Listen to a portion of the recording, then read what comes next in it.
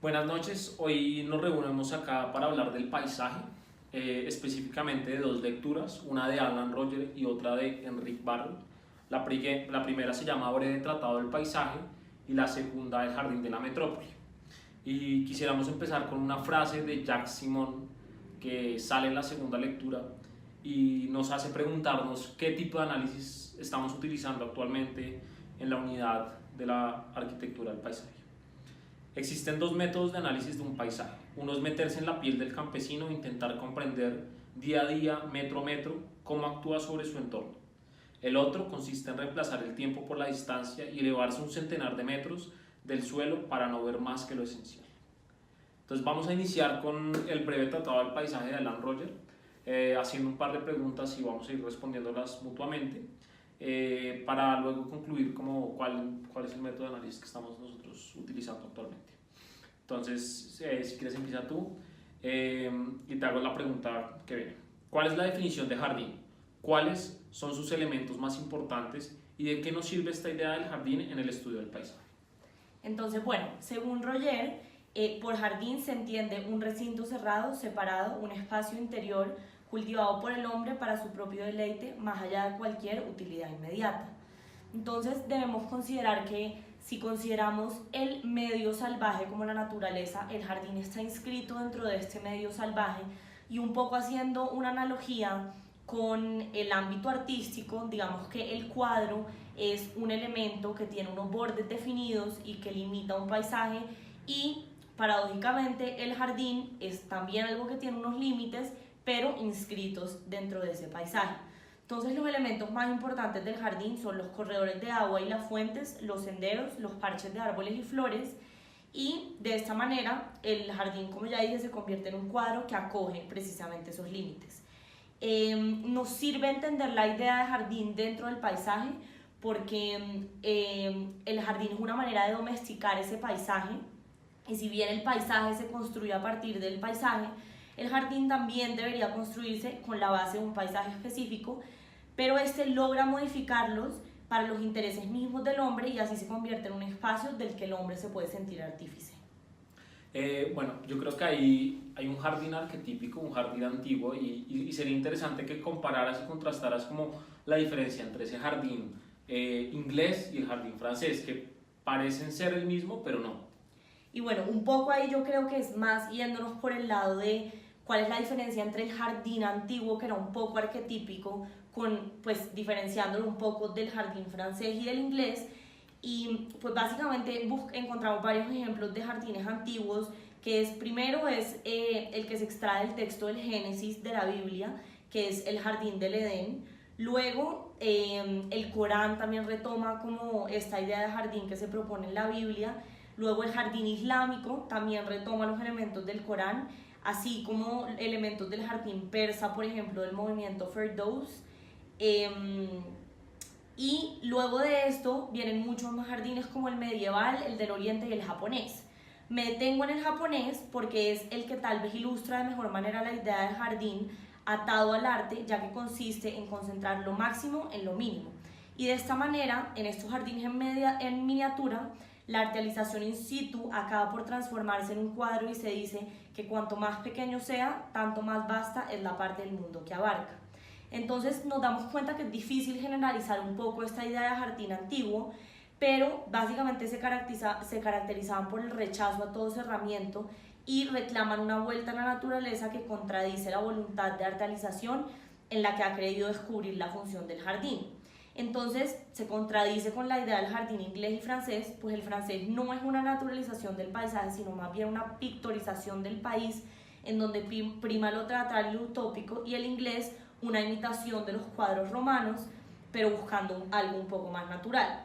Y si algo tienen estos dos en común, es que se piensan como una perspectiva con una singularidad de elementos, si bien antes se tomaban eran porciones de cosas, y tienen una idea romántica de traer la naturaleza a la ciudad. Sí, yo creo que eso es fundamental porque uno ve el jardín francés mucho más geométrico, mucho más clásico, uno ve exactamente por donde hay unos ejes. En cambio el jardín inglés, aunque tiene geometría adentro, tal vez es mucho más difuso, es una naturaleza que parece ser real, pero no lo es.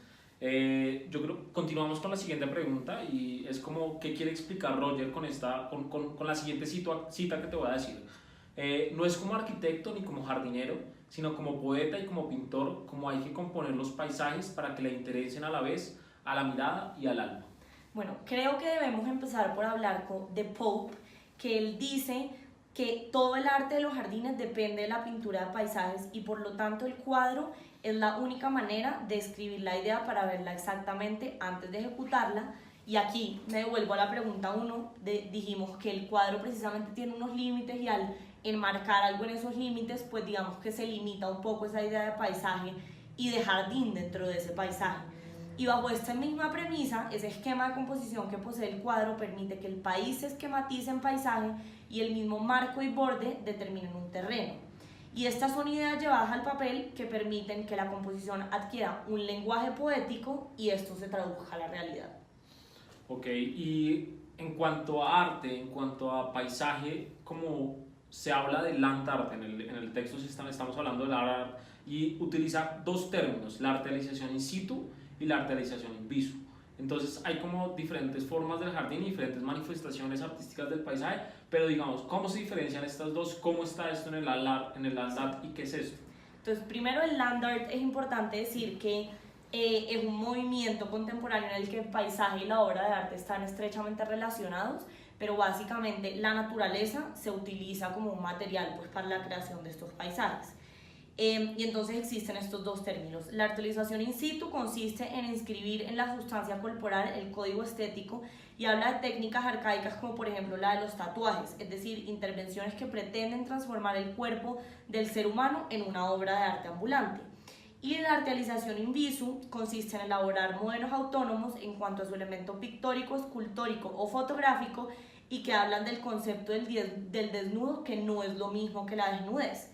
Entonces, así como la desnudez femenina se juzga a través del desnudo, un lugar natural solo se percibe estéticamente a través del paisaje y digamos que esta es la relación que se crea. O sea, desnudo es país y desnudo es paisaje. Exactamente. Entonces, siempre vemos la ciudad como un lugar urbano, como un lugar, pues como qué tan urbano es o qué tan no. Pero hay algo que me pareció interesante y es que Agustín Bergué, perdón, empieza a hacer como unos criterios de calificación de cómo es un paisaje y como qué civilización es más paisajera o no. ¿Me puedes decir como cuáles son esos 4 criterios que él menciona? Sí, entonces los 4 criterios son, el primero, representaciones lingüísticas, es decir, una o varias maneras de decir paisaje. El segundo es representaciones literarias, orales o escritas que canten o describan las bellezas del paisaje, en donde podemos hacer alusión a la frase de René Louis de Girardin previamente explicada. El 3 es las representaciones pictóricas cuyo tema sea el paisaje, que aluda a la idea de representar el paisaje dentro de un cuadro que tiene límites, como ya lo habíamos dicho. Y finalmente, las representaciones jardineras que traduzcan una apreciación estética de la naturaleza. Entonces, el concepto protopaisaje hace referencia en primera instancia a la relación visual que sin duda existe entre los seres humanos y su entorno, pero una sociedad protopaisajera es una sociedad que al menos cumple con uno de estos criterios. Entonces, entre más criterios cumpla, digamos que sube el grado de sociedad protopaisajera, y si cumple con todos los criterios, esto lo hace una sociedad paisajera. ¿Cuál es la sociedad paisajera más antigua? Esta es la sociedad romana. ¿Y por qué? Porque tiene jardines frescos y poesía epilíptica como la de Virgilio, producían pinturas del paisaje como los frescos compañeros del Museo Arqueológico de Nápoles, y tienen representaciones artísticas del paisaje que se traducen a varios términos y una sensibilidad paisajística de gran categoría. Y siguiendo con esto, quisiera preguntarte cuál es la razón para que las imágenes artísticas de la China del siglo VI se consideran propiamente paisajes, o sea, el arte se considera paisajes, esa imagen se considera paisajes. Bueno, ¿Nosotros consideramos las imágenes paisajes? Sería la pregunta. Primero que todo, pues digamos que la sociedad occidental de China, digamos que cumple con esos 4 criterios, entonces se podría considerar una sociedad paisajera, pero además el término paisaje se remonta a la influencia del taoísmo y a los ojos de los ilustrados chinos. Además, los chinos dicen que cuando se pinta un paisaje, la idea precede al pincel Pero además hay un factor importante y es que en Asia el campesino está en el paisaje que elabora y dentro de estas representaciones pictóricas se encuentran la ninfa del río y las muy ricas horas del duque de Berry. Y no es fortuito además que hayan sido los inventores de muchas técnicas para la representación del paisaje como la técnica de la aguada. Yo creo que ahí podemos unir un poco nuestra frase del principio y es que el campesino hace parte del paisaje y por eso es que por ahí podemos empezar a investigar el paisaje como tal. Bueno, te pregunto entonces yo a ti ahora, ¿cómo es la evolución de la comprensión del paisaje en el arte? Hasta el siglo XV. Listo. Entonces, es interesante que en el siglo XV, la evolución en el siglo XV, es que la naturaleza y el paisaje como tal empieza a dejar ser, o sea, a dejar ser parte de algo religioso y empieza a desacralizarse. En ese sentido, se utiliza mucho la perspectiva porque es la que permite alejar los elementos en un cuadro. Entonces, estos dos puntos van de la mano y durante la historia, ya que la ventana, la perspectiva y el marco serán los que permiten convertir el país en paisaje y así dejar los elementos naturales convertidos en una unidad que conforman un fondo. Ya no son símbolos religiosos puestos exentos unos del otro, sino que ahora empiezan a conformar un conjunto y es como el primer paso que empieza a dar el paisaje occidental en el siglo XV. Entonces el paisaje del comienzo europeo es en el siglo XV y se propone, o sea, el arte propone representar un contexto real, empieza a realmente representar el paisaje. Entonces, en primer lugar, esto se ve en los cuadros de Lorenzetti porque hay una voluntad como de liberar el país, o sea, ese país que vemos del contexto religioso. Y luego como entran las escuelas del norte, entonces estas empiezan a retratar el paisaje y ya no separan la fauna de la flora, que era algo antes usualmente, sino que empiezan a entender que la fauna y la flora es inseparable y hacen parte de su entorno natural. Esto es un punto muy importante. Y siguiendo con esto, el entorno natural debe tomar como una distancia y debe dejar de ser un símbolo religioso, que fue lo que dije al principio. Por lo cual, la perspectiva, que ya la había mencionado, es fundamental para lograr este fin. Entonces, sin la perspectiva, en el siglo XV realmente no se podría empezar a ver una comprensión del paisaje, porque la perspectiva es la que permitió alejar la naturaleza y desacralizar como ese paisaje. Entonces, ahí es donde se empieza a hablar de la ventana, de un marco, de algo que enmarca y donde se empieza a crear un paisaje real y no solo un país. Bueno, y bajo este supuesto, entonces, ¿cuáles son esas condiciones que suponen la existencia pues, de este paisaje occidental? Bueno, hay dos fundamentales y realmente son solo dos y va muy de la mano con lo que sucedió en el siglo XV. Entonces la dimensión del paisaje occidental es la conjunción de estas dos condiciones. La primera es la laicización, o sea, ya el arte ya no es laica realmente, deja de tener religiones, los elementos naturales al estar dejan de estar sometidos a una escena religiosa.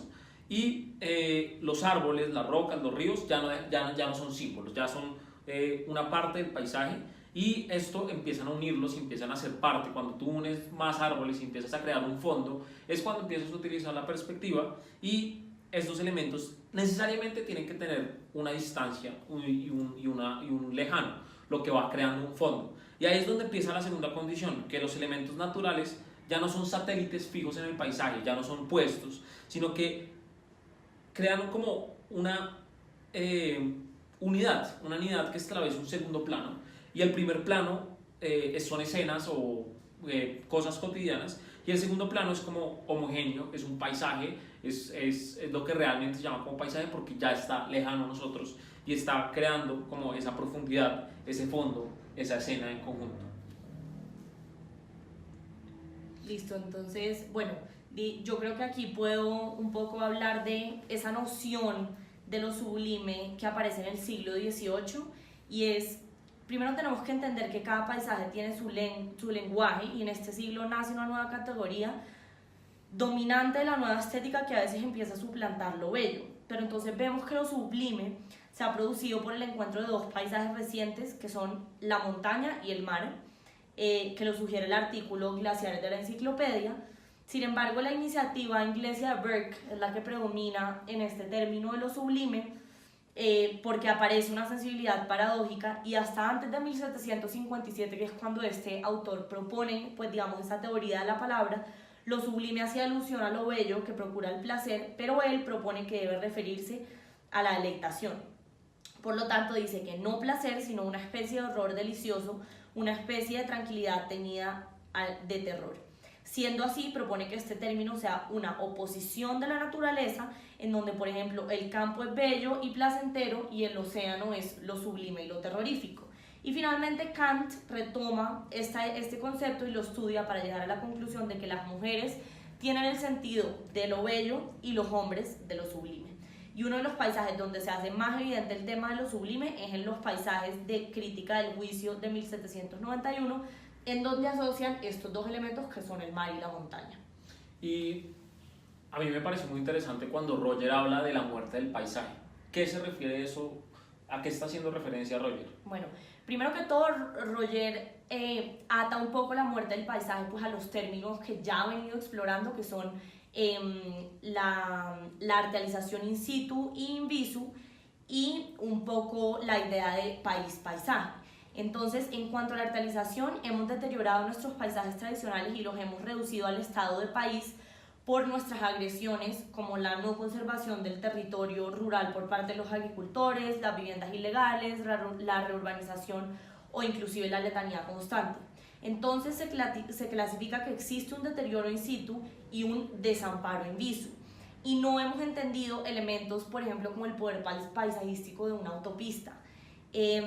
Y me gustaría cerrar diciendo que es impresionante la capacidad que tienen los artistas como de anticiparse a esta muerte que va a tener el paisaje y un poco como plasmar eso en las obras de arte que hacen. Y antes de que termines, ¿quiere decir que la muerte del paisaje podría tener una evolución, podría tener una continuidad? ¿Cómo hacemos, qué opciones nos da para que el paisaje no muera? Sí, entonces, primero Roger propone que una posible continuidad del paisaje es la que propone Frank Castell, que ve en los pintores la posibilidad de, si bien ya lo mencionamos, anticipar ese futuro, pues también la posibilidad de generar nuevos espacios.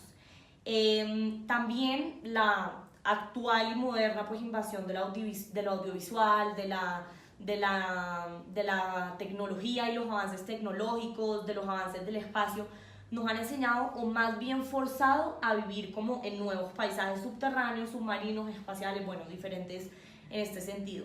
Pero más que nada, personalmente creemos que el paisaje se puede volver a rejardinizar y volver a lo ecológico y también un poco retomar esa idea de cómo logramos generar un paisaje que tome en cuenta pues ese elemento como material y económico, pero al mismo tiempo sea biodiverso y recurra como a los elementos de la naturaleza y que no solo sea simplemente un sentido de explotar el paisaje para ganar recursos económicos.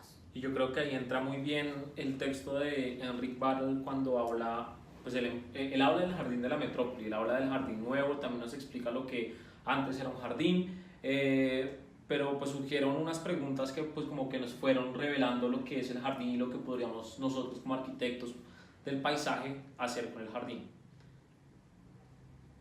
Entonces, ahí te pregunto, ¿cuál es el modelo del nuevo espacio libre que sea una posibilidad de regreso a un paraíso perdido, pues según este autor? Entonces empecemos por lo del paraíso perdido. Ese paraíso perdido, y cuando se refiere a paraíso perdido es porque realmente pues ese paisaje que estaba antes dentro de nuestras ciudades ha sido perdido y es alguna cosa que nosotros queremos como recuperar. Entonces el nuevo modelo de espacio libre es como un espacio mucho más complejo y tiene que introducir valores tradicionales y también valores como tanto de la utilización pública como de la belleza. Y además de eso, tiene que meterle y tiene que introducir en ellos leyes ecológicas y problemas medioambientales que estamos viviendo actualmente. No solo dejar la historia como un referente. Entonces, cuando nos estamos imaginando un nuevo jardín de la metrópoli, nos estamos imaginando un espacio libre, un espacio público, un espacio metropolitano, ecológico, relacionado con la nueva ciudad, y debe tener así como técnicas nuevas para el medio ambiente, también debe tener procesos naturales, tener procesos agroforestales, y en conclusión tiene que ser como un híbrido de diferentes paisajes. Entonces estamos hablando no solo de un paisaje, sino estamos hablando de la mezcla de diferentes paisajes, usos, relaciones, colores y pues paisajes en total. Entonces el objetivo de este paisaje es crear un sistema de espacios exteriores que ahorita vamos a empezar a tratar y cómo ese sistema empieza a ver como una relación y una construcción de ciudad, porque el paisaje va a ser el que va a empezar a construir la ciudad. Bueno, y con base en esto, ¿cuáles creerías entonces que son como esas características del jardín contemporáneo? Yo creo que antes deberíamos como aclarar la concepción del jardín como tal, que es una naturaleza controlada por el ser humano. Ya lo hemos hablado, tiene un valor muy importante, es un espacio que tiene valores ligados a simbólicos y sociales, como de cada época. Entonces ahorita estamos en una época nueva y por eso el jardín contemporáneo tiene que tener relaciones con esta época. El jardín contemporáneo tiene como un quiebre importante, que es entender que hay procesos naturales dentro de él que se ven en diferentes jardines como el jardín inglés y el jardín francés, y se le añade procesos agroforestales, que es lo que estábamos hablando, la agricultura, el campo, el campesino. Entonces la integración de estas actividades se desarrollan como de forma autónoma y es lo que permite que la formalización y la vinculación de la ciudad. Entonces la ciudad empieza a ser parte de ese paisaje, empieza a ser parte del jardín y el jardín empieza a ser parte de la ciudad. Y hay una naturaleza y una agricultura que se convierten en los elementos principales para recuperar los espacios abandonados de la ciudad y para crear ciudad. Entonces, un poco también con esta idea, ¿cuáles fueron como las funciones de los primeros parques urbanos y pues hoy en día de los parques de metrópoli? Antes de los parques urbanos y los parques de metrópoli podemos tomar como un referente de jardín contemporáneo el jardín de Gilles Clement, el Parc André Citroën en Francia, y también podemos ver un poco el jardín de Michel Desvigne y Kristen Dalnoky, no sé cómo pronunciarlos, pero este jardín se ve en Issoudun. Son parques urbanos que como que mencionan todo lo que ya había mencionado.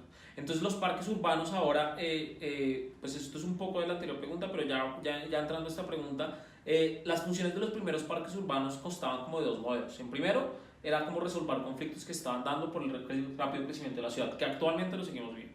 Y estos cedían como espacio público y permitían que ciertos espacios y sectores de la ciudad tuvieran la oportunidad de ser remodelados. Un gran ejemplo es Haussmann en Francia, y también otro muy buen ejemplo son el Parlamento inglés con sus leyes, que fue la aplicación de las leyes del Parlamento inglés permitieron que se fuera remodelando la ciudad a partir del jardín.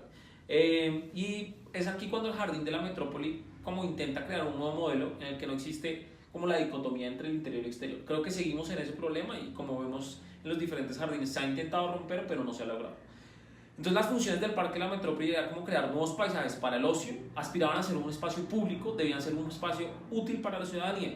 Aunque los ejemplos de parque y metrópoli no lograron romper con la dicotomía, sí lograron crear diferentes usos dentro del parque y eso es algo súper importante porque ahora se le empieza a dar un uso al parque. Entonces, por ejemplo, un claro del bosque podía servir para tomar el sol, para hacer teatro, para hacer deporte. O una zona de agua podría ser contemplativa o podría ser utilizada para nadar o para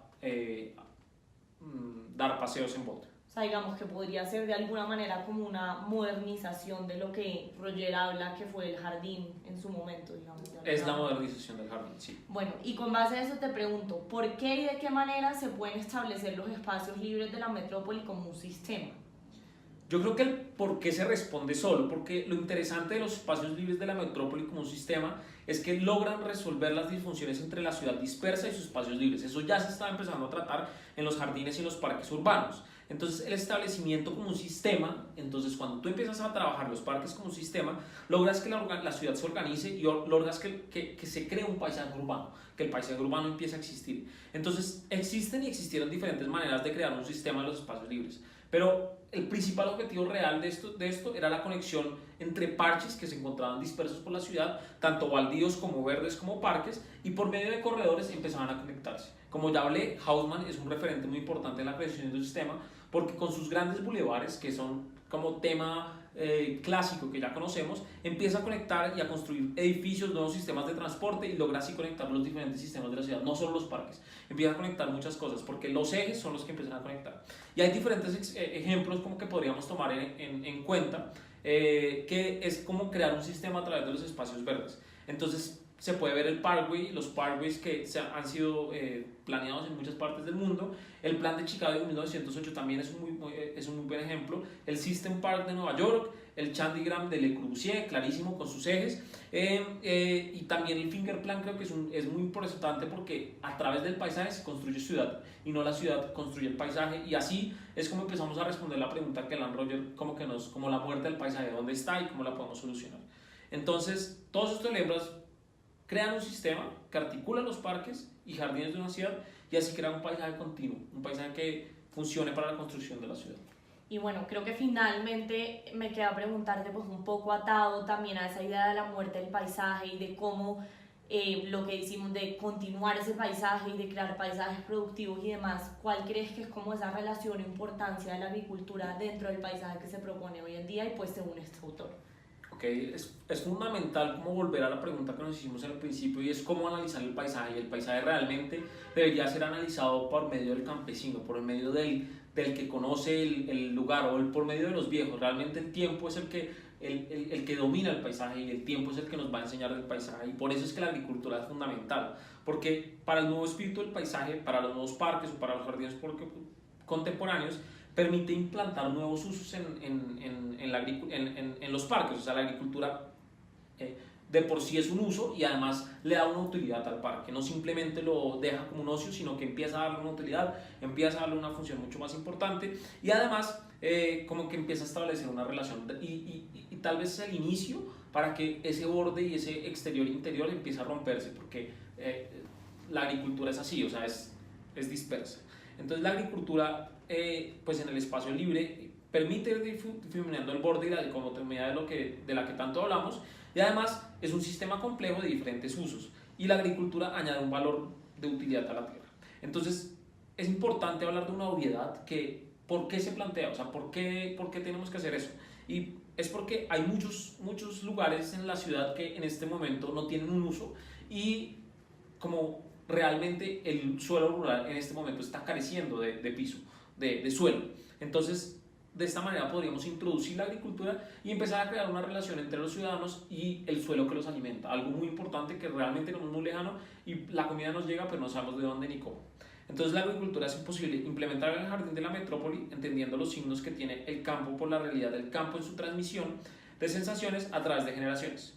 Entonces finalizamos con la misma frase. O sea, Jacques Simon afirma que la mejor manera de analizar un paisaje es metiéndose en la piel del campesino, porque el campesino es el que entiende y es el que ha sido parte del se paisaje. remonta también como a la idea de lo que hablamos de Asia, donde pues a la larga son los campesinos los que están dentro de ese paisaje, son los únicos que todo el día lo están viendo y pues están en el constante cambio de ese paisaje por medio de las actividades que ejercen sobre ese. O sea, literalmente lo están labrando. Yo creo que pues, como para concluir la pregunta que nos hacíamos, ¿cómo analizamos el paisaje? Lo hemos visto en estos meses de análisis del paisaje.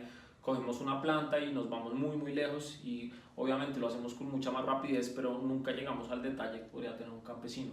No sé cómo se manejarán las escalas, no sé cómo se manejará como el entendimiento del paisaje a través de un campesino, pero sí sé que podría haber muchas más respuestas, mucho más el saber, más allá, o sea, la agricultura también puede ser replicable dentro de la ciudad y la ciudad puede ser construida a partir de la agricultura. Entonces creo que el campesino debería empezar a ser como parte fundamental de nuestros análisis.